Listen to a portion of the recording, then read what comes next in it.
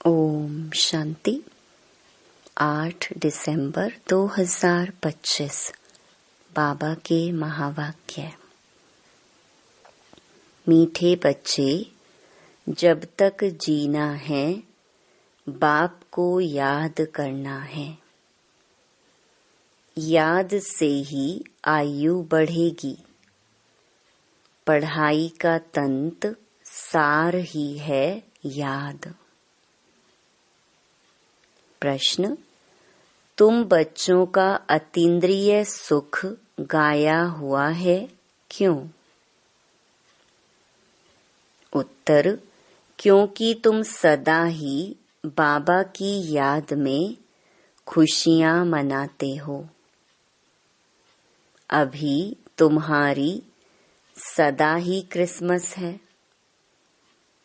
तुम्हें भगवान पढ़ाते हैं, इससे बड़ी खुशी और क्या होगी। यह रोज की खुशी है, इसीलिए तुम्हारा ही अतीन्द्रिय सुख गाया हुआ है। गीत, नयनहीन को राह दिखाओ प्रभु। ओम शांति। ज्ञान का तीसरा नेत्र देने वाला रूहानी बाप रूहानी बच्चों को समझाते हैं। ज्ञान का तीसरा नेत्र सिवाय बाप के कोई दे नहीं सकता। तो अभी बच्चों को ज्ञान का नेत्र मिला है। अभी बाप ने समझाया है कि भक्ति मार्ग है ही अंधियारा मार्ग। जैसे रात में सोझरा नहीं होता है तो मनुष्य धक्के खाते हैं। गाया भी जाता है, ब्रह्मा की रात ब्रह्मा का दिन। सतयुग में यह नहीं कहेंगे कि हमको राह बताओ, क्योंकि अभी तुमको राह मिल रही है। बाप आकर के मुक्ति धाम और जीवन मुक्ति धाम की राह बता रहे हैं। अभी तुम पुरुषार्थ कर रहे हो। अभी जानते हो कि बाकी थोड़ा समय है। दुनिया तो बदलने वाली है। यह तो गीत भी बने हुए हैं। दुनिया बदलने वाली है। परंतु मनुष्य बेचारे जानते नहीं हैं कि दुनिया कब बदलनी है, कैसे बदलनी है। कौन बदलाते हैं? क्योंकि तीसरा नेत्र तो ज्ञान का है नहीं। अभी तुम बच्चों को यह तीसरा नेत्र मिला है, जिससे तुम इस सृष्टि चक्र के आदि मध्य अंत को जान गए हो। और यही तुम्हारी बुद्धि में ज्ञान की स्क्रीन है। जैसे थोड़ी सी स्क्रीन बहुत मीठी होती है, वैसे यह ज्ञान के 2 अक्षर मन मना भव, यही सबसे मीठी चीज है। बस बाप को याद करो। बाप आते हैं और आकर के रास्ता बताते हैं। कहाँ का रास्ता बताते हैं? शांति धाम और सुख धाम का। तो बच्चों को खुशी होती है। दुनिया नहीं जानती है कि खुशियाँ कब मनाई जाती हैं। खुशियाँ तो नई दुनिया में मनाई जाएंगी ना। यह तो बिल्कुल कॉमन बात है कि पुरानी दुनिया में खुशियाँ कहाँ से आईं। पुरानी दुनिया में मनुष्य त्राही त्राही कर रहे हैं, क्योंकि तमो प्रधान है। तमो प्रधान दुनिया में खुशी कहाँ से आई? सतयुग का ज्ञान तो कोई में भी नहीं है। इसीलिए बेचारे यहाँ खुशियाँ मनाते रहते हैं। देखो क्रिसमस की खुशियाँ भी कितनी मनाते हैं। बाबा तो कहते हैं कि अगर खुशियों की बात पूछनी हो तो गोप गोपियों से, मेरे बच्चों से पूछो, क्योंकि बाप बहुत सहज रास्ता बता रहे हैं। गृहस्थ व्यवहार में रहते हुए, अपने धंधे धोरी का कर्तव्य करते हुए कमल फूल के समान रहो और मुझे याद करो। जैसे आशिक माशूक होते हैं ना, वह भी धंधा धोरी करते एक दो को याद करते रहते हैं। उनको साक्षात्कार भी होते हैं, जैसे लैला मजनू, हीरा रांझा। वो विकार के लिए एक दो के आशिक नहीं होते हैं, उनका प्यार गाया हुआ है, उसमें एक दो के आशिक होते हैं। लेकिन यहाँ वह बात नहीं है। यहाँ तो तुम जन्म जन्मांतर उस माशूक के आशिक ही रहे हो। वह माशूक तुम्हारा आशिक नहीं है। तुम उनको बुलाते हो यहाँ आने के लिए। हे भगवान, नयनहीन को आकर के राह बताओ। तुमने आधा कल्प बुलाया है। जब दुख ज्यादा होता है तो जास्ती बुलाते हैं। जास्ती दुख में जास्ती सिमरन करने वाले भी होते हैं। देखो अभी कितने याद करने वाले ढेर के ढेर हैं। गाया हुआ है ना, दुख में सिमरन सब करें, सुख में करे न कोई। जितना देरी होती जाती है उतना तमो प्रधान ज्यादा होते जाते हैं। तो तुम चढ़ रहे हो, वह और ही उतर रहे हैं। क्योंकि जब तक विनाश हो तब तक तमो प्रधानता वृद्धि को पाती रहती है। दिन प्रतिदिन माया भी तमो प्रधान वृद्धि को पाती जाती है। इस समय बाप भी सर्वशक्तिमान है, तो माया भी फिर सर्वशक्तिमान इस समय में है। वह भी जबरदस्त है। तुम बच्चे इस समय ब्रह्मा मुख वंशावली ब्राह्मण कुल भूषण हो। तुम्हारा है सर्वोत्तम कुल। इसको कहा जाता है ऊंच ते ऊंच कुल। इस समय तुम्हारा यह जीवन अमूल्य है। इसीलिए इस जीवन की, शरीर की संभाल भी करनी चाहिए। क्योंकि 5 विकारों के कारण शरीर की भी आयु तो कमती होती जाती है ना। तो बाबा कहते हैं इस समय 5 विकारों को छोड़कर योग में रहो तो आयु बढ़ती रहेगी। आयु बढ़ते बढ़ते भविष्य में तुम्हारी आयु 150 वर्ष की हो जाएगी। अभी नहीं। इसीलिए बाप कहते हैं कि इस शरीर की भी बहुत संभाल रखनी चाहिए। नहीं तो कहते हैं यह शरीर काम का नहीं है, मिट्टी का पुतला है। अभी तुम बच्चों को समझ मिलती है कि जब तक जीना है बाबा को याद करना है। आत्मा बाबा को याद करती है, क्यों? वर्षे के लिए। बाप कहते हैं तुम अपने को आत्मा समझकर बाप को याद करो और दैवी गुण धारण करो, तो तुम फिर ऐसे बन जाएंगे। तो बच्चों को पढ़ाई अच्छी तरह पढ़नी चाहिए। पढ़ाई में सुस्ती आदि नहीं करनी चाहिए। नहीं तो नापास हो जाएंगे, बहुत कम पद पाएंगे।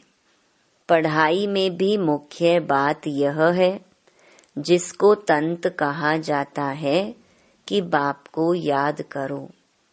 जब प्रदर्शनी में या सेंटर पर कोई भी आते हैं तो उनको पहले पहले यह समझाओ कि बाबा को याद करो, क्योंकि वह ऊंच ते ऊंच है, तो ऊंचे ते ऊंचे को ही याद करना चाहिए, उनसे कम को थोड़े ही याद करना चाहिए।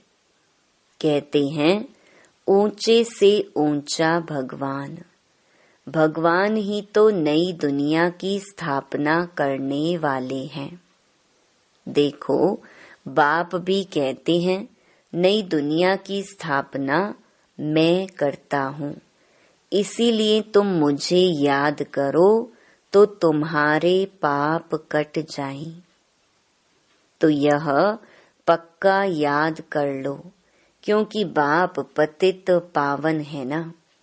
वह यही कहते हैं कि जब तुम मुझे पतित पावन कहते हो तो तुम तमो प्रधान हो, बहुत पतित हो, अभी तुम पावन बनो। बाप आकर के बच्चों को समझाते हैं कि तुम्हारे अभी सुख के दिन आने वाले हैं, दुख के दिन पूरे हुए हैं। पुकारते भी हो, हे दुख हरता सुख दाता। तो जानते हो ना कि बरोबर सतयुग में सब सुखी ही सुखी हैं। तो बाप बच्चों को कहते हैं कि सभी शांति धाम और सुख धाम को याद करते रहो। यह है संगम युग, खिवैया तुमको पार ले जाते हैं। बाकी इसमें कोई खिवैया व नैया की बात है नहीं। यह तो महिमा कर देते हैं कि नैया को पार लगाओ। अब एक की नैया तो पार नहीं लगनी है ना, सारे दुनिया की नैया को पार लगाना है। यह सारी दुनिया जैसे एक बहुत बड़ा जहाज है, इनको पार लगाते हैं तो तुम बच्चों को बहुत खुशी मनानी चाहिए, क्योंकि तुम्हारे लिए सदैव खुशी है, सदैव क्रिसमस है। जब से तुम बच्चों को बाप मिला है, तुम्हारी क्रिसमस सदैव है। इसीलिए अतीन्द्रिय सुख गाया हुआ है। देखो, यह सदैव खुश रहते हैं। क्यों? अरे, बेहद का बाप मिला है, वह हमको पढ़ा रहे हैं, तो यह रोज की खुशी होनी चाहिए ना। बेहद का बाप पढ़ा रहे हैं, वह कभी कोई ने सुना? गीता में भी भगवानुवाच है कि मैं तुमको राजयोग सिखलाता हूँ। जैसे वह लोग बैरिस्ट्री योग, सर्जनरी योग सिखलाते हैं, मैं तुम रूहानी बच्चों को राजयोग सिखाता हूँ। तुम यहाँ आते हो तो बरोबर राजयोग सीखने आते हो ना। मूंझने की तो दरकार नहीं, तो राजयोग सीखकर पूरा करना चाहिए ना। भागंती तो नहीं होना चाहिए। पढ़ना भी है तो धारणा भी अच्छी करनी है। टीचर पढ़ाते हैं धारणा करने के लिए। हर एक की अपनी अपनी बुद्धि होती है, किसकी उत्तम, किसकी मध्यम, किसकी कनिष्ठ। तो अपने से पूछना चाहिए कि मैं उत्तम हूँ, मध्यम हूँ या कनिष्ठ हूँ। अपने को आपे ही परखना चाहिए कि मैं ऐसे ऊंचे ते ऊंचा इम्तिहान पास करके ऊंच पद पाने के लायक हूँ। मैं सर्विस करता हूँ। बाप कहते हैं बच्चे सर्विसेबल बनो, बाबा को फॉलो करो, क्योंकि मैं भी तो सर्विस करता हूँ ना। आया ही हूँ सर्विस करने के लिए और रोज रोज सर्विस करता हूँ, क्योंकि रथ भी तो लिया है ना। रथ भी मजबूत है, अच्छा है, और सर्विस तो इनकी सदैव है। बाप दादा तो इनके रथ में सदैव हैं। भले इनका शरीर बीमार पड़ जाए, मैं तो बैठा हूँ ना, तो मैं इनके अंदर में बैठ करके लिखता भी हूँ। अगर यह मुख से नहीं भी बोल सके तो मैं लिख सकता हूँ। मुरली नहीं मिस होती है। जब तक बैठ सकें, लिख सकें, तो मैं मुरली भी बजाता हूँ। बच्चों को लिख करके भेज देता हूँ, क्योंकि सर्विसेबल हूँ ना। तो बाप आकर के समझाते हैं कि तुम अपने को आत्मा समझ करके निश्चय बुद्धि हो करके सर्विस में लग जाओ। बाप की service on God fatherly service, जैसे वह लिखते हैं ऑन हिज मैजेस्टी सर्विस, तो तुम क्या कहेंगे? यह मैजेस्टी से भी ऊंची सर्विस है, क्योंकि मैजेस्टी माना महाराजा बनाते हैं। यह भी तुम समझ सकते हो कि बरोबर हम वर्ल्ड का मालिक बनते हैं। तुम बच्चों में जो अच्छी रीति पुरुषार्थ करते हैं, उनको ही महावीर कहा जाता है। तो यह जांच करनी होती है कि कौन महावीर हैं जो बाबा के डायरेक्शन पर चलते हैं। बाप समझाते हैं कि बच्चे अपने को आत्मा समझो, भाई भाई को देखो।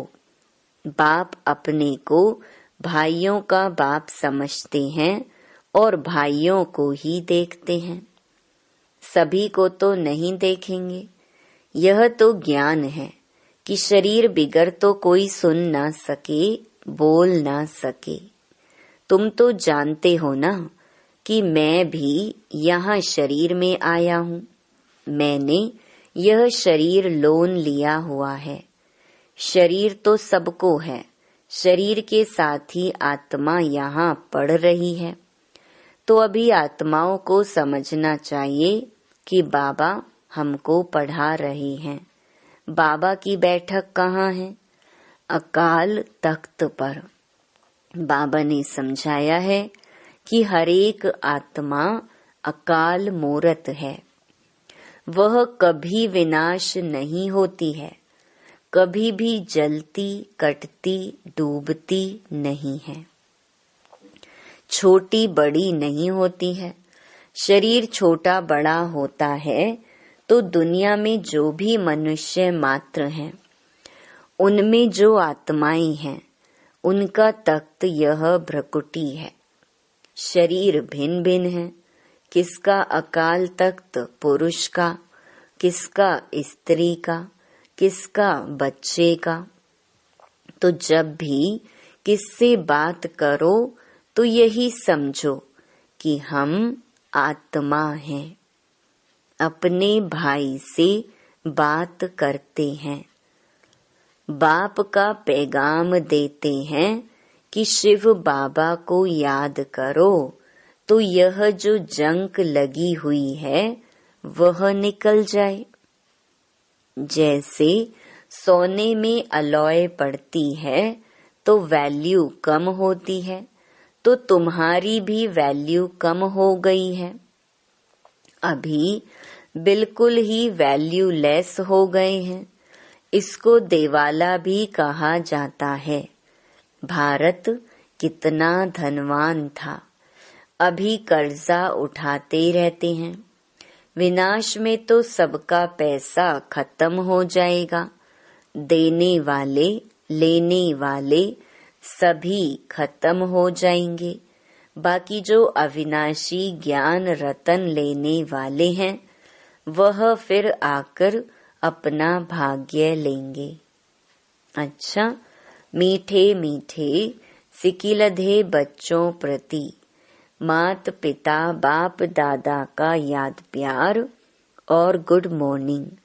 रूहानी बाप की रूहानी बच्चों को नमस्ते। धारणा के लिए मुख्य सार।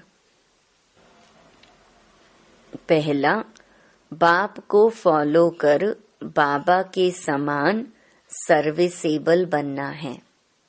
अपने को आपे ही परखना है कि मैं ऊंचे से ऊंचा इम्तिहान पास करके ऊंच पद पाने के लायक हूँ। दूसरा, बाबा के डायरेक्शन पर चलकर महावीर बनना है। जैसे बाबा आत्माओं को देखते हैं, आत्माओं को पढ़ाते हैं, ऐसे आत्मा भाई भाई को देखकर बात करनी है। वरदान, श्रेष्ठता के आधार पर समीपता द्वारा कल्प की श्रेष्ठ प्रालब्ध बनाने वाले विशेष पाठधारी भव। इस मर्जीवा जीवन में श्रेष्ठता का आधार दो बातें हैं। एक, सदा परोपकारी रहना। दो, बाल ब्रह्मचारी रहना। जो बच्चे इन दोनों बातों में आदि से अंत तक अखंड रहे हैं, किसी भी प्रकार की पवित्रता अर्थात स्वच्छता बार बार खंडित नहीं हुई है, तथा विश्व के प्रति और ब्राह्मण परिवार के प्रति जो सदा उपकारी हैं, ऐसे विशेष पाठधारी बाप दादा के सदा समीप रहते हैं और उनकी प्रालब्ध सारे कल्प के लिए श्रेष्ठ बन जाती है। स्लोगन, संकल्प व्यर्थ हैं तो दूसरे सब खजाने भी व्यर्थ हो जाते हैं। अव्यक्त इशारे। अब संपन्न व कर्मातीत बनने की धुन लगाओ। कर्मातीत स्थिति का अनुभव करने के लिए ज्ञान सुनने सुनाने के साथ अब ब्रह्मा बाप समान न्यारे अशरीरी बनने के अभ्यास पर विशेष अटेंशन दो। जैसे ब्रह्मा बाप ने साकार जीवन में कर्मातीत होने के पहले न्यारे और प्यारे रहने के अभ्यास का प्रत्यक्ष अनुभव कराया। सेवा को व कोई कर्म को छोड़ा नहीं, लेकिन न्यारे हो लास्ट दिन भी बच्चों की सेवा समाप्त की। ऐसे फॉलो फादर करो। अच्छा, ओम शांति।